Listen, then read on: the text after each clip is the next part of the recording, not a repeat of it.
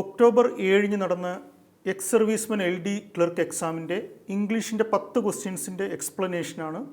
ക്വസ്റ്റ്യൻ്റെ നിലവാരം നോക്കിക്കഴിഞ്ഞാൽ സാധാരണ റീസെൻ്റായിട്ട് ചോദിച്ച എക്സാംസ് വെച്ച് നോക്കുമ്പോൾ താരതമ്യേന എളുപ്പമുള്ള ക്വസ്റ്റ്യൻസ് ആയിരുന്നു. ഇംഗ്ലീഷിൽ വെച്ച 10 ക്വസ്റ്റ്യൻസും അതിൽ സംശയം തോന്നുന്ന ഒന്നോ രണ്ടോ ഒഴിച്ച് ബാക്കിയെല്ലാം നമ്മൾ സ്ഥിരം പഠിക്കുന്ന ക്വസ്റ്റ്യൻസ് തന്നെയായിരുന്നു.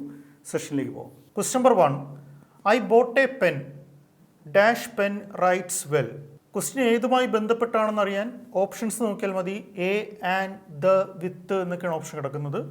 ഒരു ഓപ്ഷനകത്ത് എയും ആനും ദയും കിടപ്പുണ്ടെങ്കിൽ ഒരു സംശയം വേണ്ട, ആർട്ടിക്കിളിൻ്റെ ക്വസ്റ്റ്യൻ ആണ്. I bought a pen dash pen writes well. സാധാരണഗതിയിൽ ബ്ലാങ്ക് കഴിഞ്ഞു കിടക്കുന്ന സെൻറ്റൻസിൻ്റെ അർത്ഥമല്ല, ആ വാക്കിനെ നേരെ മലയാളത്തിലേക്ക് ആക്കിയിട്ട് അത് സ്വരാക്ഷരമാണെങ്കിൽ ആൻ എഴുതണം, വ്യഞ്ജനാക്ഷരമാണെങ്കിൽ എ എഴുതണം എന്ന് ഞാൻ പറഞ്ഞിട്ടുണ്ട്. എന്നാൽ ഇവിടെ I bought a pen, already I bought a pen എന്ന് പറയുന്നുണ്ട്. പിന്നെ dash pen writes well. Article the ഉപയോഗിക്കുമ്പോൾ ഏറ്റവും പ്രധാനപ്പെട്ട പോയിന്റും ആദ്യം പഠിക്കേണ്ട പോയിന്റും അതുതന്നെയാണ്. ഒരു സെൻറ്റൻസിൽ ഒരു വ്യക്തിയെക്കുറിച്ചോ അല്ലെങ്കിൽ ഒരു വസ്തുവിനെക്കുറിച്ചോ ആദ്യം പറഞ്ഞതിന് ശേഷം വീണ്ടും എടുത്തു പറയുകയാണെങ്കിൽ always use article the. Clear? അപ്പോൾ ഒന്നുകൂടെ പറയാം. ഒരു സെൻറ്റൻസിൽ ഒരു വ്യക്തിയെക്കുറിച്ചോ അല്ലെങ്കിൽ ഒരു വസ്തുവിനെക്കുറിച്ചോ, അത് ഒരു സെൻറ്റൻസിൻ്റെ തന്നെ ഭാഗമാകാം, അല്ലെങ്കിൽ ഒരു സെൻറ്റൻസിൽ ആ വ്യക്തിയെക്കുറിച്ചോ വസ്തുവിനെക്കുറിച്ചോ പറഞ്ഞിട്ട് അടുത്ത സെൻറ്റൻസിൽ വീണ്ടും പറയുന്നതും എങ്ങനെ വേണോ ആകാം. ഓൾറെഡി ഒരു വ്യക്തിയെക്കുറിച്ചോ വസ്തുവിനെക്കുറിച്ചോ പറഞ്ഞതിന് ശേഷം വീണ്ടും അതിനെക്കുറിച്ച് എടുത്തു പറയുകയാണെങ്കിൽ ഒരു കാരണവശാലും അവിടെ എയും ആനും ഉപയോഗിക്കരുത്, ദ എന്ന ആർട്ടിക്കിൾ ആണ് ഉപയോഗിക്കേണ്ടത്. കാരണം ദ എന്ന ആർട്ടിക്കിൾ ഇന്നതാണെന്ന് സ്പെസിഫൈ ചെയ്ത് പറയാൻ വേണ്ടി പറയുന്നതാണ്. ഇവിടെ ഐ ബോട്ട് എ പെൻ, ഞാനൊരു പേന വാങ്ങിച്ചു എന്ന് ഓൾറെഡി പറഞ്ഞു. അപ്പോൾ ഇവിടെ രണ്ടാമത് സെൻറ്റൻസിൽ ഡാഷ് കഴിഞ്ഞിട്ട് പെന്നിനെ കുറിച്ച് പറഞ്ഞിട്ട് അത് ഏത് പേനയാണ്? Dash pen writes well. അപ്പോൾ ഞാൻ വാങ്ങിച്ച പേന നന്നായിട്ട് എഴുതാൻ പറ്റുന്നുണ്ടെന്നാണ് ഉദ്ദേശിക്കുന്നത്. അപ്പോൾ ഇവിടെ ഓൾറെഡി ഒരു തവണ പറഞ്ഞ പേനയെക്കുറിച്ച് തന്നെ രണ്ടാമത് പറയുകയാണ്. അങ്ങനെ ഓൾറെഡി ഒരെണ്ണം പറഞ്ഞതിനെ തന്നെ വീണ്ടും റിപ്പീറ്റ് ചെയ്ത് പറയുമ്പോൾ ആർട്ടിക്കിൾ ആണ് ഉപയോഗിക്കേണ്ടതെങ്കിൽ always use the article the. Clear ആണ്? ഇത്രയേ ഉള്ളൂ പഠിക്കാനായിട്ട്. ഒരു സെൻറ്റൻസിൽ അല്ലെങ്കിൽ ഒരു ഭാഗത്ത് ആദ്യം ഒരു വ്യക്തിയെക്കുറിച്ചോ വസ്തുവിനെക്കുറിച്ചോ പറഞ്ഞിട്ട് വീണ്ടും അതിനെക്കുറിച്ച് രണ്ടാമത് പരാമർശിക്കുകയാണെങ്കിൽ ദ എന്ന ആർട്ടിക്കിൾ ഉപയോഗിക്കുക. അതുപോലെ റിവേഴ്സ്, നദികൾക്ക് മുന്നിലും ദ എന്ന ആർട്ടിക്കിൾ ഉപയോഗിക്കുക. ഇത് ഇടയ്ക്കിടയ്ക്ക് ചോദിക്കുന്ന ക്വസ്റ്റ്യൻ ആണ്. നദികളുടെ പേരുകൾക്ക് മുന്നിൽ ഉപയോഗിക്കേണ്ട ആർട്ടിക്കിളും ദയാണ്. ക്ലിയർ ആണ്? വളരെ എളുപ്പമുള്ളൊരു ക്വസ്റ്റ്യൻ ആയിരുന്നു. അടുത്ത question. Question number 2, the principal along with his staff dash going for a picnic. The principal along with his staff dash going for a picnic. Are, is, were, അവർ എന്നൊക്കെയാണ് ഓപ്ഷൻ തന്നിരിക്കുന്നത്. യൂട്യൂബിൽ തന്നെ ഞാൻ മുമ്പ് പലതവണ ഈ ടൈപ്പ് ക്വസ്റ്റ്യൻ ഡിസ്കസ് ചെയ്തതുമാണ്, അതെങ്ങനെ എഴുതണമെന്ന് പറഞ്ഞു തന്നതുമാണ്. ഇവിടുത്തെ കീ വേർഡ് എന്ന് പറയുന്നത് എലോങ് വിത്ത് ആണ്. ഒരു സെൻറ്റൻസിനകത്ത് കോൺകോഡിനകത്ത് വരുന്ന റൂളാണ്. ഒരു സെൻറ്റൻസിനകത്ത് വിത്ത്, എലോങ് വിത്ത്, ടുഗദർ വിത്ത്, ഏതൊക്കെയാണ്? വിത്ത്, എലോങ് വിത്ത്, ടുഗദർ വിത്ത്. ഒരു സെൻറ്റൻസിനകത്ത് വിത്ത്, എലോങ് വിത്ത്, ടുഗദർ വിത്ത് എന്നൊക്കെ കണ്ടു കഴിഞ്ഞാൽ ആ സെൻറ്റൻസിൽ രണ്ട് സബ്ജക്ട്സ് കാണും. ആ രണ്ട് സബ്ജക്ട്സ് കണ്ടുപിടിക്കാൻ അറിഞ്ഞുകൂടാത്തവർ ആ വിത്ത്, എലോങ് വിത്ത്, ടുഗദർ വിത്ത് എന്ന പ്രയോഗത്തിന് മുൻപും തൊട്ട് ശേഷവും നോക്കിയാൽ മതി. ഇവിടെ എലോങ് വിത്തിന് തൊട്ട് മുൻപ് കിടക്കുന്നത് ദ പ്രിൻസിപ്പൾ, അത് ആദ്യത്തെ സബ്ജക്റ്റ്. എലോങ് വിത്തിന് ശേഷം കിടക്കുന്നത് ഹിസ് സ്റ്റാഫ്, അത് രണ്ടാമത്തെ സബ്ജക്റ്റ്. അപ്പോൾ ഈ വക സെന്റൻസുകളിലെല്ലാം രണ്ട് സബ്ജക്റ്റ് ഉറപ്പായും കാണും. ആദ്യത്തെ സബ്ജക്റ്റ് അനുസരിച്ച് വെർബ് എഴുതുക, ഫസ്റ്റ് സബ്ജക്റ്റ് അനുസരിച്ച് വെർബ് എഴുതുക. ക്ലിയർ? അപ്പോൾ ഇവിടെ ദ പ്രിൻസിപ്പൾ ആദ്യത്തെ സബ്ജക്റ്റ്, ഈ സ്റ്റാഫ് രണ്ടാമത്തെ സബ്ജക്റ്റ്. രണ്ടാമത്തെ സബ്ജക്റ്റിനോട് ഒരു പ്രാധാന്യവുമില്ല. ആദ്യത്തെ സബ്ജക്റ്റ് ദ പ്രിൻസിപ്പാൾ, ഇതനുസരിച്ച് വെർബ് എഴുതുക എന്ന് വെച്ചാൽ അതിൻ്റെ അർത്ഥം ആദ്യത്തെ സബ്ജക്റ്റ് സിംഗുലർ ആണെങ്കിൽ നമ്മുടെ ആൻസർ സിംഗുലാർ വെർബ്, ആദ്യത്തെ സബ്ജക്റ്റ് പ്ലൂറൽ ആണെങ്കിൽ നമ്മുടെ ആൻസർ പ്ലൂറൽ വെർബ്. ഇവിടെ ഇത് പ്രിൻസിപ്പാൾ എന്ന് മാത്രമേ പറഞ്ഞിട്ടുള്ളൂ. ഇപ്പോൾ കോളേജിലെയോ അല്ലെങ്കിൽ സ്കൂളിലെയോ പ്രിൻസിപ്പാൾ എന്ന് മാത്രമേ പറഞ്ഞിട്ടുള്ളൂ. അപ്പോൾ ഒരാൾ മാത്രമേ ഉള്ളൂ. പ്രിൻസിപ്പാൾസ് എന്നായിരുന്നെങ്കിൽ നമുക്ക് ഒന്നിൽ കൂടുതൽ പ്ലൂറൽ എന്ന് എടുക്കാമായിരുന്നു. പ്രിൻസിപ്പാൾ എന്ന് പറഞ്ഞതുകൊണ്ട് അവിടെ ഒരാൾ മാത്രമേ ഉള്ളൂ. ഒരാളെ ഉള്ളൂവെങ്കിൽ അത് സിംഗുലർ ആണ്. അത് സിംഗുലർ ആണെങ്കിൽ അതിനുശേഷം എഴുതേണ്ട വെർബ് ഏത് തന്നെ ആയിരിക്കണം? സിംഗുലാർ വെർബ് തന്നെ ആയിരിക്കണം. ക്ലിയർ ആണ്? അപ്പോൾ ഓപ്ഷൻ നോക്കാം. ഞാൻ മുമ്പ് പറഞ്ഞിട്ട് ഒരു വെർബ് കണ്ടു കഴിഞ്ഞാൽ സിംഗുലർ ആണോ എന്നറിയാൻ ആ വെർബിൻ അവസാനിക്കുന്ന അക്ഷരം എസ് ആണോ എന്ന് നോക്കിയാൽ മതി. ഇവിടെ ആർ, ഈസ്, വെയർ, അവർ എസ്സിൽ അവസാനിക്കുന്ന ഒരു ഓപ്ഷനേ ഉള്ളൂ. അപ്പോൾ ഈസ് ആൻസർ. ഇനി ഇതുമല്ലെങ്കിൽ തൊട്ട് മുൻപത്തെ ക്ലാസ്സിൽ തന്നെ ഞാൻ പറഞ്ഞിട്ടുണ്ട്, നേരെ ഓപ്ഷനിൽ പോയി, ഈ ടൈപ്പ് ക്വസ്റ്റിൽ നേരെ ഓപ്ഷനിൽ പോവുക, ഓപ്ഷൻ വായിച്ചു നോക്കുക. ആർ, ഈസ്, വെയർ, അവർ ഒരെണ്ണം മാത്രം സിംഗുലറും ബാക്കി എല്ലാം പ്ലൂറലും. റൂള് മറന്നു പോയാലും ഒരു കുഴപ്പമില്ല. ഒരെണ്ണം മാത്രം സിംഗുലർ, ബാക്കി എല്ലാം പ്ലൂറൽ, അപ്പോൾ സിംഗുലർ ആയിരിക്കും ആൻസർ. ഇനി ഒരെണ്ണം മാത്രം പ്ലൂറലും ബാക്കിയെല്ലാം സിംഗുലർ ആയിരുന്നെങ്കിൽ മിക്കവാറും അവിടെ പ്ലൂറൽ ആയിരിക്കും ആൻസർ. അങ്ങനെ ഓർത്തു വെച്ചാലും മതി, എളുപ്പ വഴിക്ക്. ക്ലിയർ ആണ്? അടുത്ത ക്വസ്റ്റ്യൻ. Question number 3. ചിലർക്കെങ്കിലും സംശയം തോന്നിയ question. I usually drink tea but today I dash coffee. I usually drink tea but today I dash coffee. അപ്പോൾ ചിലർക്ക് ഇവിടെ I usually drink tea but today I am drinking coffee ശരിയെന്ന് തോന്നി. ചിലർക്ക് I drink coffee ശരിയെന്ന് തോന്നി. പ്രത്യേകം ഓർക്കുക, ഒരു സെന്റൻസിനകത്ത് at present, at present, at the moment, at the moment അല്ലെങ്കിൽ അറ്റ് ദിസ് മൊമെന്റ് ഒക്കെ ആകാം. For the time being, for the time being, today. ഏതൊക്കെയാണ്? At present, at the moment, for the time being, today. ഇത് മൂന്നുമാണ് സ്ഥിരം ചോദിക്കുന്ന വാക്കുകൾ. റയറായിട്ട് മാത്രമേ ടുഡേ ചോദിക്കാറുള്ളൂ. ക്ലിയർ? അപ്പോൾ ഒരു സെൻറ്റൻസിനകത്ത് at present, at this moment അല്ലെങ്കിൽ at the moment, for the time being, today എന്നൊക്കെ കാണുകയാണെങ്കിൽ നമ്മുടെ answer is, am, are plus I N G. ഈസോ, ആമോ, ആറോ പ്ലസ് ഐ എൻ ജി ആണ് ഉപയോഗിക്കേണ്ടത്. അപ്പോൾ ഒരു സെൻറ്റൻസിനകത്ത് at present, at this moment, for the time being, today എന്നൊക്കെ കാണുകയാണെങ്കിൽ അത് ടെൻസിൻ്റെ ക്വസ്റ്റ്യൻ ആണ്. ടെൻസിനകത്ത് പ്രിഫർ ചെയ്യേണ്ടത് ടുഡേ എപ്പോഴും ഇതിനകത്തല്ല ഉപയോഗിക്കുന്നത്, എന്നാലും അവിടെ ടെൻസിൻ്റെ ക്വസ്റ്റ്യൻസിൽ പ്രിഫർ ചെയ്യേണ്ടത് എപ്പോഴും ഏത് തന്നെയാണ്? Is, am, are plus I N G. Present continuous tense ആണ്. Is, am, are plus I N G ആണ് ഉപയോഗിക്കേണ്ടത്. അങ്ങനെ നോക്കുമ്പോൾ ഇവിടെ A, am plus I N G കിടപ്പുണ്ട്, D, is plus I N G ഉണ്ട്. ബിയും സിയും കളയുക, പിന്നെ അതിൻ്റെ ആവശ്യമില്ലല്ലോ, ഐ എൻ ജി ഫോമാണ് വരേണ്ടത്. ഐയുടെ കൂടെ നമ്മൾ ആകെ പ്രിഫർ ചെയ്യുന്ന ഒരേ ഒരു ഓക്സിലറി വെർബ് ആം ആണ്. ഐ ഈസ് ഡ്രിങ്കിങ് എന്നൊന്നും പറയത്തില്ല. അപ്പോൾ ആൻസർ ഏതാണ്? I usually drink tea but today I am drinking coffee. ഇപ്പോൾ ചിലരുടെ മനസ്സിലേക്കെങ്കിലും കടന്നു വന്ന ഒരു സംശയം, ഒരു സെൻറ്റൻസിനകത്ത് യൂഷ്വലി, ജനറലി, ഒക്കേഷണലി എന്നൊക്കെ കണ്ടു കഴിഞ്ഞാൽ അത് സിമ്പിൾ പ്രസൻറ്റ് ടെൻസ് അല്ലേ? അപ്പോൾ ആ സെൻസിൽ എനിക്ക് ഇവിടെ ഐ ഡ്രിങ്ക് ടീ ശരിയായിട്ട് എടുത്തുകൂടെ എന്നൊക്കെ ചിലർക്ക് തോന്നിയിട്ടുണ്ടാകും. നിങ്ങളുടെ ചിന്ത ശരിയാണ്, പക്ഷെ ഇവിടെ ഒന്നുകൂടെ ശ്രദ്ധിക്കുക. ഐ യൂഷ്വലി ഡ്രിങ്ക് ടീ, ഇവിടെ യൂഷ്വലി എന്ന് വന്നതുകൊണ്ടല്ലേ നിങ്ങൾ സിമ്പിൾ പ്രസന്റ് ഉപയോഗിക്കണം എന്ന് ചിലരെങ്കിലും ചിന്തിച്ചത്? അങ്ങനെ ചിന്തിച്ചവരുടെ ഉത്തരവും ഇവിടെ തന്നെ കിടപ്പുണ്ട്. ഡ്രിങ്ക് എന്ന് പറയുന്നത് V1 ആണ്. V1 എന്ന് പറയുന്നത് എന്താണ്? സിമ്പിൾ പ്രസന്റ് ആണ്. ക്ലിയർ? അപ്പോൾ യൂഷ്വലി എന്ന് വന്നതുകൊണ്ട് സിമ്പിൾ പ്രസന്റ് ഉപയോഗിക്കണമോ എന്ന് ചോദിച്ചാൽ ഉപയോഗിക്കണം. അത് ഓൾറെഡി ഇവിടെ ഉപയോഗിച്ചിട്ടുണ്ട്. അപ്പോൾ വീണ്ടും നമ്മൾ സിമ്പിൾ പ്രസന്റിലേക്ക് പോകേണ്ട കാര്യമില്ല.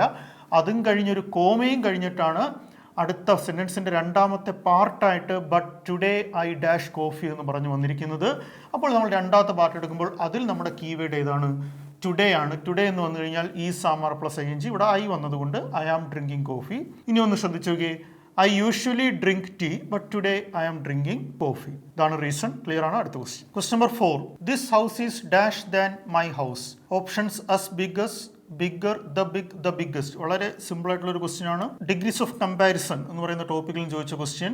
ഈ ഡിഗ്രീസ് ഓഫ് കമ്പാരിസന്റെ ക്വസ്റ്റ്യൻ ചോദിക്കുമ്പോൾ എപ്പോഴും ശ്രദ്ധിക്കേണ്ടത് സെന്റൻസിനകത്ത് എവിടെയെങ്കിലും ദാൻ എന്ന് കിടപ്പുണ്ടോ എന്ന് നോക്കുക. സെന്റൻസിനകത്ത് എവിടെയെങ്കിലും ദാൻ എന്ന് കിടപ്പുണ്ടെങ്കിൽ അത് കമ്പാരിറ്റീവ് ഡിഗ്രിയുടെ ക്വസ്റ്റ്യൻ ആണ്. സെന്റൻസിനകത്ത് എവിടെയെങ്കിലും ദാൻ എന്ന് കിടപ്പുണ്ടെങ്കിൽ അത് കമ്പാരിറ്റീവ് ഡിഗ്രിയുടെ ക്വസ്റ്റ്യൻ ആണ്. അങ്ങനെ ദാൻ എന്ന് കിടപ്പുണ്ടെങ്കിൽ പിന്നെ നിങ്ങൾക്ക് അവിടെ എഴുതാവുന്ന രണ്ട് ആൻസർ. ഒന്ന്, ഈ ആറിൽ അവസാനിക്കുന്ന വാക്കുകൾ, ഈ ആറിൽ അവസാനിക്കുന്ന വാക്കുകൾ, അല്ലെങ്കിൽ മോർ ചേർന്ന് വരുന്ന വാക്കുകൾ. ഈ രണ്ട് ആൻസറാണ് അവിടെ പ്രിഫർ ചെയ്യേണ്ടത്. ക്ലിയർ? അപ്പോൾ ഒരു ക്വസ്റ്റ്യൻ കമ്പാരിറ്റീവ് ഡിഗ്രി ആണോ എന്നറിയാൻ അതിനകത്ത് ദാൻ എന്ന് ഉപയോഗിച്ചിട്ടുണ്ടോ എന്ന് നോക്കുക. ഇനി കമ്പാരിറ്റീവ് ഡിഗ്രിയുള്ള സെന്റൻസുകൾ തിരിച്ചറിയാനായിട്ട് ഈ വാക്കുകളൊക്കെ ഒന്ന് ഓർത്ത് വെച്ചിരുന്നാലും മതി. ഏതെങ്കിലും ഒരു വാക്കിനോടൊപ്പം ER ചേർത്തെഴുതിയാൽ അത് കമ്പാരിറ്റീവ് ഡിഗ്രി. ബിഗിനോടൊപ്പം ER ചേർത്തു, ബിഗ്ഗർ, സ്ട്രോങ്ങർ, ലാർജർ, സ്മോളർ, അങ്ങനെയൊക്കെ വന്നു കഴിഞ്ഞാൽ അത് കമ്പാരിറ്റീവ് ഡിഗ്രി. ഇനി ER ചേർത്ത് എഴുതിയില്ല എങ്കിൽ നമുക്ക് പകരം മറ്റൊരു ഓപ്ഷൻ ഉണ്ട്, മോർ ചേർത്ത് എഴുതാം. ഈ ബിഗ്ഗർ എന്ന് പറയുന്നതിന് പകരം മോർ ബിഗ് എന്ന് പറയാം. സ്ട്രോങ്ങർ എന്ന് പറയുന്നതിന് പകരം മോർ സ്ട്രോങ് എന്ന് പറയാം. ലാർജർ എന്ന് പറയുന്നതിന് പകരം മോർ ലാർജ് എന്ന് പറയാം. ക്ലിയർ? അപ്പോൾ അവിടെ ഓർത്തിരിക്കേണ്ട മറ്റൊരു പ്രധാനപ്പെട്ട പോയിന്റ്, സെന്റൻസ് കറക്ഷനകത്തൊക്കെ ഓർത്തിരിക്കേണ്ട ഒരു പോയിന്റ്, മോറും ERഉം, മോർ പ്ലസ് ER, അങ്ങനെ ഒരു പ്രയോഗമേ ഉപയോഗിക്കാൻ പാടില്ല. ക്ലിയർ? അങ്ങനെ വന്നു കഴിഞ്ഞാൽ അത് ഡബിൾ കമ്പാരിറ്റീവ് ആയി പോകും. ഞാൻ പറഞ്ഞു സെൻറ്റൻസിനകത്ത് ഒന്നുകിൽ വാക്കിനോടൊപ്പം വരാം, അല്ലെങ്കിൽ മോർ വരാം, അല്ലാതെ രണ്ടും കൂടി വരാൻ പാടില്ല. ഹി ഈസ് മോർ സ്ട്രോങ് എന്ന് പറയാം, അവിടെ മോർ സ്ട്രോങ് എന്ന് പറയാം, ഇല്ലെങ്കിൽ സ്ട്രോങ്ങർ എന്ന് പറയാം. പക്ഷേ മോറും കൂടെ ചേർത്തിട്ട് he is more stronger than some other person, മറ്റൊരാളുടെ പേര് പറഞ്ഞിട്ട് പറയുന്നത് he is more stronger than, അവിടെ മോറും വന്നു, സ്ട്രോങ്ങിൻ്റെ കൂടെ വന്നു, മോർ പ്ലസ് അങ്ങനെ രണ്ട് മോറും കൂടെ ചേർന്ന് വന്നാൽ അത് ഡബിൾ കമ്പാരിറ്റീവ് ആയി പോവും. അങ്ങനെ ഒരു യൂസേജ് ഇംഗ്ലീഷിനകത്ത് പാടില്ല എന്നും കൂടെ ഓർത്ത് വെച്ചേക്കുക. അപ്പോൾ ഇവിടെ ദാൻ എന്ന് കണ്ടതുകൊണ്ട് നേരെ ഓപ്ഷനിൽ പോയിട്ട് ൽ അവസാനിക്കുന്ന വാക്കുണ്ടോ എന്ന് നോക്കുക, അല്ലെങ്കിൽ മോർ ഉണ്ടോ എന്ന് നോക്കുക. ആസ് ബിഗ്ഗസ് ഇല്ല, ഇവിടെ ബിഗ്ഗർ ൽ അവസാനിക്കുന്ന വാക്കാണ്. Definitely you can consider the big, ഉം ഇല്ല മോറും ഇല്ല, ദ ബിഗ്ഗസ്റ്റ് ഉം ഇല്ല മോറും ഇല്ല. ക്ലിയർ? അപ്പോൾ അവിടെ തന്നെ ആൻസർ കിട്ടി. This house is bigger than my house എന്ന് അവിടെ തന്നെ ആൻസർ കിട്ടി. ക്ലിയർ ആണ്? അപ്പോൾ വരുന്ന വാക്കുകൾ കമ്പാരിറ്റീവ് ഡിഗ്രിയാണ് ഉപയോഗിക്കേണ്ടത്. അതുപോലെ ഉപയോഗിക്കാൻ പറ്റത്തില്ലെങ്കിൽ നിങ്ങൾ മോർ എന്ന് ഉപയോഗിക്കുക. ഇതിൽ രണ്ടിൽ ഏതെങ്കിലും ഒന്നേ യൂസ് ചെയ്യാൻ പാടുള്ളൂ, പ്രൊവൈഡഡ് അതിനോടൊപ്പം എന്തും കൂടെ വരണം, ദാനും കൂടി അഡീഷണൽ ആയിട്ട് ചേർക്കണം. ഇതും കൂടെ ഒന്ന് ഓർത്ത് വെച്ചേക്കുക. അപ്പോൾ ഇവിടുത്തെ answer this house is bigger than my house ആണ് കറക്റ്റ് ആൻസർ. ക്വസ്റ്റ്യൻ നമ്പർ 5 വർഷങ്ങളായിട്ട് ചോദിച്ചുകൊണ്ടിരുന്ന ക്വസ്റ്റ്യൻ, റീസെൻ്റ് ആയിട്ട് ചോദിക്കാറില്ലായിരുന്നു. വളരെ സിമ്പിൾ ആയിട്ടുള്ള question. Doctor Kalam was born dash 1931. Options ഇല്ലെങ്കിലും വായിക്കുമ്പോൾ തന്നെ നിങ്ങൾക്ക് ആൻസർ കിട്ടും. Doctor Kalam was born in 1931. ഒരു വർഷത്തിന് മുൻപ് ഉപയോഗിക്കേണ്ട പ്രിപ്പോസിഷൻ എപ്പോഴും ഇൻ, അത്രയേ ഉള്ളൂ. ഒരു വർഷത്തിന് മുൻപ് ഉപയോഗിക്കേണ്ട പ്രിപ്പോസിഷൻ ഇൻ ആണ്. Okay, Olympics took place in 2020 അല്ലെങ്കിൽ 21. അങ്ങനെ വർഷങ്ങൾക്ക് മുമ്പ് ഉപയോഗിക്കേണ്ട പ്രൊപ്പോസിഷൻ എന്താണ്? എപ്പോഴും ഇന്നാണെന്ന് ഓർക്കുക. India von the world cup in 1983. India von the world cup in 2011. Clear? അപ്പോൾ വർഷങ്ങൾക്ക് മുൻപ് ഉപയോഗിക്കേണ്ട പ്രൊപ്പോസിഷൻ ഇൻ ആണെന്ന് ഓർക്കുക. ഇൻ പ്രൊപ്പോസിഷൻ ഉപയോഗിക്കേണ്ട മറ്റ് ചില യൂസേജ് ഞാൻ പറയാം. ഒന്ന്, indulge in, invest in, increase in. 3 ഓർത്ത് വെച്ചേക്കുക. Indulge in, invest in, increase in. 3 വാക്കുകളോടൊപ്പവും ഉപയോഗിക്കേണ്ട പ്രിപ്പോസിഷൻ ഇൻ ആണെന്ന് ഓർക്കുക. പഠിക്കാൻ എളുപ്പവഴി നിങ്ങൾ ഇന്ത്യ ഓർക്കുക. ഇന്ത്യയിൽ ഇൻവെസ്റ്റ് ചെയ്ത് കഴിഞ്ഞാൽ, ഇന്ത്യയിൽ പൈസ ഇൻവെസ്റ്റ് ചെയ്ത് കഴിഞ്ഞാൽ അത് ഇൻക്രീസ് ആയിക്കൊണ്ടേയിരിക്കും, എന്ന് വെറുതെ ഓർത്താൽ മതി. ഇന്ത്യയിൽ പൈസ ഇൻവെസ്റ്റ് ചെയ്ത് കഴിഞ്ഞാൽ അത് ഇൻക്രീസ് ആയിക്കൊണ്ടിരിക്കും. ഇവിടെ നോക്കുക, ഇന്ത്യ ഇൻഡൾജ് എന്ന് പഠിക്കുക. ഇന്ത്യ ഇൻഡൾജ്, ഇൻവെസ്റ്റ് ചെയ്ത് കഴിഞ്ഞാൽ, ഇൻവെസ്റ്റ് ഇൻക്രീസ്, പൈസ ഇൻക്രീസ് ആയിക്കൊണ്ടിരിക്കുമെന്ന് പഠിക്കുക. അപ്പോൾ ഇവിടെ നോക്കുക, ഇന്ത്യയിൽ എന്നാണ് ഞാൻ പറഞ്ഞത്. ഇന്ത്യക്കകത്ത് എന്ത് കിടപ്പുണ്ട്? ഇന്ത്യ എന്ന രാജ്യത്തിൻ്റെ പേരിനകത്ത് IN എന്ന് കിടപ്പുണ്ട്. അപ്പോൾ ഇതിനോടൊപ്പം എല്ലാം ഉപയോഗിക്കേണ്ട പ്രിപ്പോസിഷനും ഏതാണ്? ഇൻ എന്നും കൂടെ പഠിക്കാം. അപ്പോൾ ഇന്ത്യയിൽ പൈസ ഇൻവെസ്റ്റ് ചെയ്ത് കഴിഞ്ഞാൽ അത് ഇൻക്രീസ് ആയിക്കൊണ്ടിരിക്കുമെന്ന് പഠിച്ചത്. ഇന്ത്യ ഇൻഡൾജ്, ഇൻവെസ്റ്റ് ചെയ്താൽ ഇൻവെസ്റ്റ് ഇൻ, ഇൻക്രീസ് ആയിക്കൊണ്ടിരിക്കും, ഇൻക്രീസ് ഇൻ എന്ന് പഠിക്കുക. അപ്പോൾ നമ്മൾ ഇന്ത്യ എന്ന് എഴുതുമ്പോൾ അതിനകത്ത് വരുന്ന പ്രിപ്പോസിഷനും ഇന്നാണ്, മറ്റ് പ്രിപ്പോസിഷൻ അതിനകത്ത് വരുന്നില്ല, ഇന്നാണ് വരുന്നത്. അപ്പോൾ ഇതിൻ്റെ കൂടെ എല്ലാം എഴുതേണ്ട പ്രിപ്പോസിഷനും ഇന്നാണെന്ന് പഠിക്കുക. അപ്പോൾ indulge in, invest in, increase in. വർഷങ്ങൾക്ക് മുമ്പ് ഉപയോഗിക്കേണ്ട പ്രിപ്പോസിഷൻ ഇൻ. ക്ലിയർ ആണ്? വളരെ സിമ്പിൾ ക്വസ്റ്റ്യൻ. ക്വസ്റ്റ്യൻ നമ്പർ 6 പലതവണ ചോദിച്ച ക്വസ്റ്റ്യൻ ആണ്. One of his dash is studying in Mumbai. One ഓഫിൽ ആരംഭിക്കുന്ന സെന്റൻസുകൾ വ്യക്തമായി പഠിച്ചു വയ്ക്കുക. വൺ ഓഫിൽ ആരംഭിക്കുന്ന സെന്റൻസുകളിൽ എന്ത് ചെയ്യണം? വൺ ഓഫ്, അതുപോലെ തന്നെ ഓർക്കേണ്ട മറ്റു വാക്കുകൾ each of, every one of, either of, neither of. ഇത്രയും വാക്കുകൾ പഠിക്കുക. One of, each of, every one of, either of, neither of. ഒന്നുകൂടി, one of, each of, every one of, either of, neither of. പഠിക്കാൻ വളരെ എളുപ്പം. 1 3 അക്ഷരം, each 4 അക്ഷരം, every 5 അക്ഷരം, ഈതർ 6 അക്ഷരം, നെയ്തർ 7 അക്ഷരം. അക്ഷരങ്ങൾ കൂടി പോകും. 3 4 5 6 7 അങ്ങനെ അക്ഷരങ്ങൾ ഒന്നിൽ നിന്നൊന്നായിട്ട് കൂടി പോകും. അങ്ങനെ ഓർത്താൽ മതി. അപ്പോൾ one of, each of, every one of, either of, neither of. ഇവയിലൊക്കെയാണ് ഇംഗ്ലീഷിൽ ഒരു സെന്റൻസ് ആരംഭിക്കുന്നതെങ്കിൽ തുടർന്ന് plural noun plus singular verb, singular verb എന്ന് ഓർത്ത് വെച്ചേക്കുക. തുടർന്ന് വരുന്ന നൗൺ പ്ലൂറലും അതിനുശേഷം വരുന്ന വെർബ് സിംഗുലറുമായിരിക്കും. ഇവിടെ one of his dash is എന്ന് കിടപ്പുണ്ട്. ഒരു വെർബ് അല്ലെങ്കിൽ ഓക്സിലറി വെർബ് എസ്സിൽ അവസാനിച്ചാൽ അത് സിംഗുലാർ വെർബാണെന്ന് പറയാം. ഇവിടെ ഓൾറെഡി സിംഗുലാർ വെർബ് ക്വസ്റ്റിനകത്ത് കൊടുത്തിട്ടുണ്ട്. അപ്പോൾ നമുക്കിനി എന്താണ് വേണ്ടത്? പ്ലൂറൽ നൗൺ ആണ് വേണ്ടത്. നൗൺ പ്ലൂറൽ ആണോ അല്ലേ എന്നറിയാൻ എണ്ണി നോക്കുക. ഒരെണ്ണമേ ഉള്ളെങ്കിൽ സിംഗുലർ, ഒന്നിൽ കൂടുതലുണ്ടെങ്കിൽ പ്ലൂറൽ. സൺസ്, സൺ അപ്പോസ്ട്രഫിയസ്, സണ്ണിയൊക്കെ ഈയിടയ്ക്ക് ഇറങ്ങിയ സിനിമയുടെ പേരാണോ നോക്കണ്ട. അപ്പോൾ സൺ, സൺസ്, അപ്പോസ്ട്രോഫി എസ് ഇട്ട് കൊടുത്തിട്ടുണ്ട്. ഇവിടെ പ്ലൂറൽ നൗൺ ആണ് വരേണ്ടതെന്ന് പറഞ്ഞു. അപ്പോൾ ഇവിടെ സൺ എന്ന് പറഞ്ഞാൽ ഒരാളേ ഉള്ളൂ, അപ്പോൾ അത് സിംഗുലർ ആണ്. സൺ അപ്പോസ്ട്രോഫി എസ് ഒരിക്കലും എടുക്കേണ്ട കാര്യമില്ല, സൺസ് ആണ് കറക്റ്റ് ആൻസർ. അപ്പോൾ one of his sons is studying in Mumbai. അപ്പോൾ വൺ ഓഫിൽ ആരംഭിക്കുന്ന സെന്റൻസുകൾക്ക് ശേഷം plural noun plus singular verb, noun പ്ലൂറലും വെർബ് സിംഗുലറുമായിരിക്കണം എന്ന് ഓർത്ത് വെച്ചേക്കുക. അപ്പോൾ one of, each of, every one of, either of, neither of തുടങ്ങിയ വാക്കുകൾക്ക് ശേഷം പ്ലൂറൽ നൗൺ പ്ലസ് സിംഗുലാർ വെർബാണ് എന്ന് ഓർത്ത് വെച്ചിരുന്നാൽ മതി. ഇവിടെ one of his sons is studying in Mumbai ആണ് കറക്റ്റ് ആൻസർ. ക്ലിയർ ആണ്. ക്വസ്റ്റ്യൻ നമ്പർ 7 വളരെ ചെറിയൊരു ക്വസ്റ്റ്യൻ, എന്നാൽ പലരെയും കുഴപ്പിച്ചൊരു ക്വസ്റ്റ്യൻ. കാരണം ഈ ക്വസ്റ്റ്യൻ കണ്ടു കഴിഞ്ഞാൽ എല്ലാവരും ചാടി കയറി ഹി റാൻ ഫാസ്റ്റ്ലി എന്ന് എഴുതി അങ്ങ് വയ്ക്കും. അതിന്റെ റീസൺ മറ്റൊന്നുമല്ല, ഈ റാൻ എന്ന് പറയുന്ന വെർബ്, അപ്പോൾ എങ്ങനെ ഓടി എന്നുള്ളതിന് വെർബിനെ ഡിസ്ക്രൈബ് ചെയ്യാൻ വേണ്ടി ഉപയോഗിക്കുന്നതാണ് ആഡ് വെർബ് എന്ന് പറയുന്നത്. ഒരു വെർബിനോടൊപ്പം ആഡ് ചെയ്തു വരുന്ന വാക്കുകളെയാണ് ആഡ് വെർബ്സ് എന്ന് പറയുന്നത്. വെർബിനോടൊപ്പം ആഡ് ചെയ്തു വരുന്ന വാക്കുകളെയാണ് ആഡ് വെർബ് എന്ന് പറയുന്നത്. ക്ലിയർ. അപ്പോൾ ഇവിടെ പലർക്കും ഫാസ്റ്റ്ലി എന്ന് എഴുതാൻ തോന്നി. അതിൻ്റെ റീസൺ മറ്റൊന്നുമല്ല, ഈ ആഡ് വെർബ് സാധാരണ നമ്മൾ എളുപ്പ വഴിക്ക് വേണ്ടി പഠിച്ചു വെക്കാറുണ്ട്. ഒരു വാക്ക് ആഡ് വെർബ് ആണോ എന്ന് തിരിച്ചറിയാനായിട്ട്, എല്ലാ വാക്കുകളും അല്ല ഞാൻ പറയുന്നത്, എന്നാൽ ഭൂരിഭാഗം വാക്കുകളും എൽ ഒയിൽ അവസാനിക്കുന്ന വാക്കുകളാണെങ്കിൽ അത് ആഡ് വെർബ്സ് ആയിരിക്കും. എൽ ഒയിൽ അവസാനിക്കുന്ന വാക്കുകളാണെങ്കിൽ അത് ആഡ് വെർബ്സ് ആയിരിക്കും.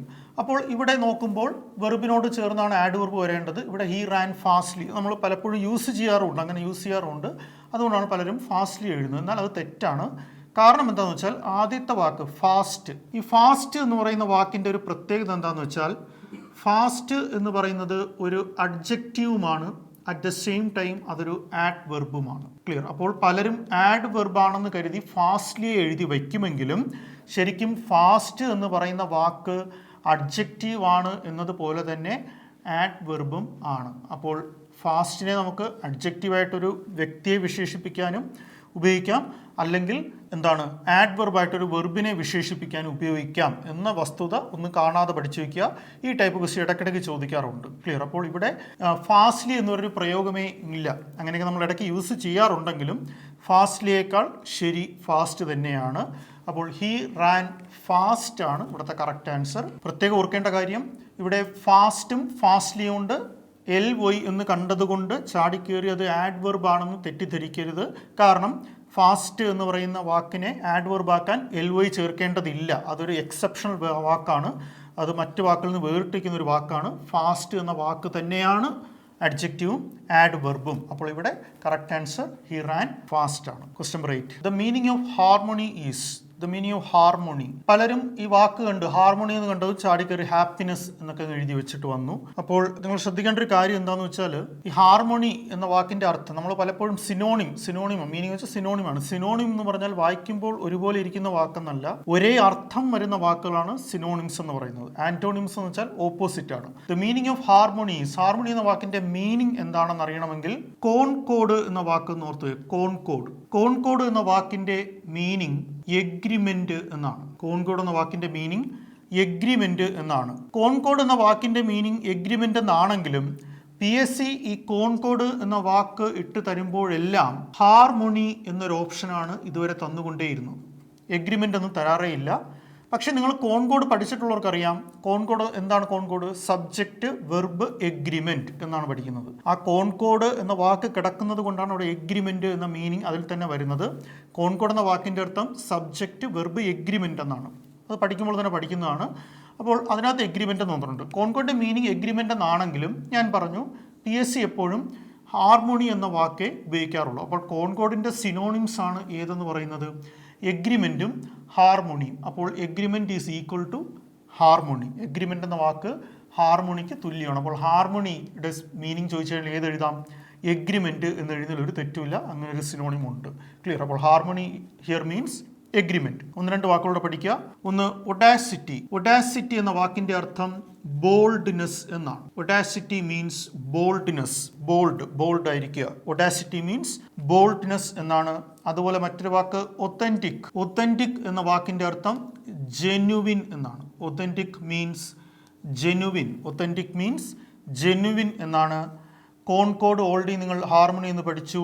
അതുപോലെ കൺസൈസ് എന്ന വാക്കിൻ്റെ അർത്ഥം ഷോർട്ട് എന്നാണ്. മേക്ക് ഇറ്റ് കൺസൈസ് എന്ന് വെച്ചാൽ മേക്ക് ഇറ്റ് ഷോർട്ട് എന്നാണ് അർത്ഥം. വളരെ ചുരുക്കി പറയുക എന്നാണ് അർത്ഥം. അപ്പോൾ ഈ മൂന്ന് വാക്കുകളൊന്ന് ഓർത്ത് വെച്ചേക്കുക.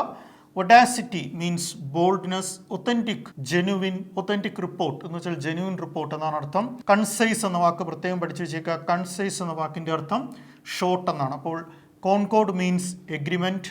Concord again means harmony. അപ്പോൾ agreement is equal to harmony എന്ന് നമുക്ക് പറയാം. ഇവിടെ harmony means agreement. Then audacity means boldness, authentic genuine, concise short. Audacity, boldness, authentic genuine, concise short. Clear ആണ്. ക്വസ്റ്റ്യൻ നമ്പർ 9 നോക്കുക. The synonym of cease is give up, catch, return, leave എന്നൊക്കെയാണ് കൊടുത്തിരിക്കുന്നത്. സീസ് എന്ന വാക്ക് സ്പെൽ ചെക്കിനും കൂടി കൃത്യമായി പഠിച്ചേക്കുക. Spelling തെറ്റിക്കാൻ chance ഉള്ള ഒരു വാക്കാണ്. കാരണം ഇത് ചോദിക്കുമ്പോൾ പലരും SIEZD എന്നൊക്കെ എഴുതി വെക്കാറുണ്ട്. സീസ് എന്നാണ് വായിക്കേണ്ടത്. അപ്പോൾ SEIZD ആണ് സ്പെല്ലിംഗ്. സീസ് എൻ്റെ സ്പെല്ലിംഗ് കൃത്യമായിട്ടൊന്ന് ഓർത്ത് വെച്ചേക്കുക. അതിൻ്റെ സിനോണിം എന്താണെന്നാണ് ചോദിച്ചിരിക്കുന്നത്. ഈ സീസ് എന്ന വാക്കിൻ്റെ സിനോണിംസ് പഠിച്ചു വയ്ക്കുക. ക്യാച്ച് അല്ലെങ്കിൽ സ്നാച്ച് അല്ലെങ്കിൽ ഹോൾഡ് അല്ലെങ്കിൽ ഗ്രാബ് എന്നൊക്കെ അർത്ഥമുണ്ട്. ക്ലിയർ. സീസ് ദി ഓപ്പർച്യൂണിറ്റി എന്ന് വെച്ചാൽ ഒരു അവസരം വരുമ്പോൾ അതിനെ ക്യാച്ച് ചെയ്യുക അല്ലെങ്കിൽ ഹോൾഡ് ചെയ്യുക, ഗ്രാബ് ചെയ്യുക എന്നൊക്കെയാണ് അർത്ഥം. അപ്പോൾ സീസ് എന്ന വാക്കിന്റെ അർത്ഥം ക്യാച്ച്, സ്നാച്ച്, ഹോൾഡ്, ഗ്രാബ് അങ്ങനെ ഏതുകൂടെ വരാം. അപ്പോൾ ക്യാച്ച് ആണ് ഇപ്പോൾ ഓപ്ഷൻ തന്നത്. നാളെ ചിലപ്പോൾ സ്നാച്ച് എന്ന് തരാം അല്ലെങ്കിൽ ഹോൾഡ് എന്ന് തരാം. ഇതെല്ലാം സീസ് എന്ന വാക്കിന്റെ സിനോണിംസ് ആണ്. ഈ സീസിനോടൊപ്പം കൺഫ്യൂസ് ചെയ്യിക്കുന്ന മറ്റൊരു വാക്കാണ് CEASE, സീസ്. ഇതും വായിക്കുന്നത് സീസ് എന്ന് തന്നെയാണ്.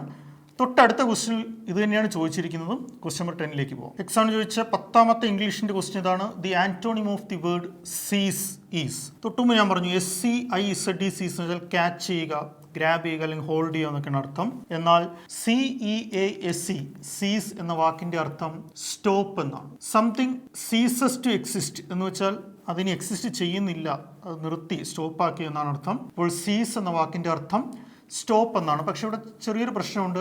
ആന്റോണിമാണ് ചോദിച്ചിരിക്കുന്നത്, ഓപ്പോസിറ്റ് ആണ് ചോദിച്ചിരിക്കുന്നത്. സീസ് എന്ന് പറയുന്ന വാക്കിന്റെ അർത്ഥം സ്റ്റോപ്പ് എന്നാണെങ്കിൽ ഡെഫിനറ്റ്ലി അതിന്റെ ഓപ്പോസിറ്റ് ബിഗിൻ എന്നായിരിക്കും. അപ്പോൾ സീസ് എന്ന വാക്കിന്റെ ആന്റോണിം എന്താണ്? ബിഗിൻ എന്നാണ്. സീസിന്റെ മീനിങ് ആണ് ഇവിടെ സ്റ്റോപ്പ് എന്ന് ആദ്യമേ കൊടുത്തിരിക്കുന്നത്. അപ്പോൾ സീസിന്റെ ഓപ്പോസിറ്റ് ബിഗിൻ. ഒന്ന് സ്റ്റോപ്പ് ചെയ്യുക, മറ്റേത് ബിഗിൻ, സ്റ്റാർട്ട് ചെയ്യുക. അപ്പോൾ സ്റ്റോപ്പ്, സ്റ്റാർട്ട് അല്ലെങ്കിൽ ബിഗിൻ എന്നൊക്കെ എഴുതിയാൽ അത് ശരിയാണ്. ഇനി ഇതിൻ്റെ മീനിങ്ങും ഓപ്പോസിറ്റും ഒന്നും അറിഞ്ഞുകൂടാത്ത ഒരാൾക്കും ഈ ക്വസ്റ്റ്യൻ ആൻസർ ചെയ്യാൻ പറ്റും. നേരെ ഓപ്ഷനിൽ പോയാൽ മതി. ഒരുപോലെ അർത്ഥം വരുന്ന വാക്കുകളൊന്ന് ശ്രദ്ധിക്കുക. ഇവിടെ സ്റ്റോപ്പ് നിർത്തുക, ഡിസ്കണ്ടിന്യൂ ചെയ്യുക, കണ്ടിന്യൂ ചെയ്തുകൊണ്ടിരുന്നതിന് ഡിസ്കണ്ടിന്യൂ ചെയ്യുക, നിർത്തുക, ക്വിറ്റ് ചെയ്യുക, നിർത്തുക എന്നൊക്കെയാണ് അർത്ഥം. അപ്പോൾ ഒരുപോലെ അർത്ഥം വരുന്ന 3 വാക്കുകളാണ് ഇതിൻ്റെ. ഇതിൽ ഏതെങ്കിലും ഒന്നാണ് ഇതിൻ്റെ ആന്റോണിം എങ്കിൽ, സപ്പോസ് ആന്റോണിം എങ്കിൽ അതുപോലെ വരുന്ന വാക്കുകളിൽ ഇതും എല്ലാം ആന്റോണിം ആയിക്കൂടെ എന്ന രീതിയിൽ അതിനെ എല്ലാം നമുക്ക് എലിമിനേറ്റ് ചെയ്ത് കളയാം. അപ്പോൾ ഈ ഒരുപോലെ അർത്ഥം വരുന്ന വാക്കുകൾ എല്ലാം ഒഴിവാക്കി കഴിഞ്ഞാൽ ബിഗിൻ ആണ് ഇവിടെ വേറിട്ടിരിക്കുന്നത്. അങ്ങനെയും നിങ്ങൾക്ക് ആൻസറിലേക്ക് എത്താം. അപ്പോൾ അങ്ങനെ ഒരു ഡൗട്ടൊക്കെ വരികയാണെങ്കിൽ ഈ രീതിയിലൊക്കെ ഒന്ന് ചിന്തിച്ച് നോക്കുക. എപ്പോഴും ഇങ്ങനെ ഓപ്ഷൻ കിട്ടിയെന്ന് വരത്തില്ല. പക്ഷേ ഇവിടെ സ്റ്റോപ്പ് ചെയ്യുക, ഡിസ്കണ്ടിന്യൂ ചെയ്യുക, ക്വിറ്റ് ചെയ്യുക എല്ലാം ഒരുപോലെ അർത്ഥം വരുന്ന വാക്കുകളാണ്. അപ്പോൾ അതിനെ 3 ഒഴിവാക്കിയിട്ട് 4ാമത്തേനെ എടുക്കുക. ബിഗിൻ ആണ് അവിടുത്തെ കറക്റ്റ് ആൻസർ. 1-2 വാക്കുകളോടൊന്ന് ഓർത്ത് വെച്ചേക്കുക. അറ്റാച്ച്. അറ്റാച്ച് എന്ന വാക്കിൻ്റെ ആന്റോണിം എന്ന് പറയുന്നത് ഡിറ്റാച്ച് എന്നാണ്. അറ്റാച്ചിൻ്റെ ഓപ്പോസിറ്റ് ഡിറ്റാച്ച് എന്നാണ്. അതുപോലെ ബ്ലണ്ട്, BLUNT, ബ്ലണ്ടിൻ്റെ ഓപ്പോസിറ്റ് ഷാർപ്പ് എന്നാണ്. ബ്ലണ്ടിൻ്റെ ഓപ്പോസിറ്റ് ഷാർപ്പ്. അപ്പോൾ അറ്റാച്ച്, ഡിറ്റാച്ച്, ബ്ലണ്ട്, ഷാർപ്പ്. അതുപോലെ ക്ലിയർ. ക്ലിയർ എന്ന വാക്കിൻ്റെ ഓപ്പോസിറ്റ് വേഗ് എന്നാണ്. Vague, VAGUE. വേഗ് എന്ന് വെച്ചാൽ അൺക്ലിയർ എന്നാണ് അർത്ഥം. ക്ലിയറിൻ്റെ ഓപ്പോസിറ്റ് വേഗ്. പലതവണ PSC വെച്ച മറ്റൊരു ക്വസ്റ്റ്യൻ ആണ് ക്ലംസി. ക്ലംസി എന്ന വാക്കിൻ്റെ ഓപ്പോസിറ്റ് ഗ്രേസ്ഫുൾ എന്നാണ്. അപ്പോൾ ഈ 4 വാക്കുകളും കൂടെ അഡീഷണൽ പഠിക്കുക. ഓൾറെഡി ഒരെണ്ണം നിങ്ങൾ പഠിച്ചു. സീസിൻ്റെ ഓപ്പോസിറ്റ് ബിഗിൻ. സീസിൻ്റെ അർത്ഥം stop, opposite begin. Attach, detach, attach, detach, blunt, sharp, blunt, sharp, clear, vague, clumsy, graceful. Attach, detach, blunt, sharp, clear, vague, clumsy, graceful. ഇത്രയും വാക്കുകളോട് ഓർത്ത് വെച്ചേക്കുക. അപ്പോൾ കമ്പാരിറ്റീവ്ലി എക്സാം വളരെ ബുദ്ധിമുട്ടായിരുന്നു. അപ്പോൾ മറ്റ് ക്വസ്റ്റ്യൻസായിട്ട് കമ്പയർ ചെയ്യുമ്പോൾ ഇംഗ്ലീഷ് കുറച്ച് എളുപ്പമായിട്ടാണ് എനിക്ക് തോന്നിയത്. ഇതുപോലെ വൊക്കാബുലറി വരുന്ന 1-2 ക്വസ്റ്റ്യൻ ഒഴിച്ചു കഴിഞ്ഞാൽ ബാക്കി എല്ലാം എളുപ്പമായിരുന്നു. എല്ലാവർക്കും ക്ലിയർ ആണെന്ന് വിശ്വസിക്കുന്നു. Thank you.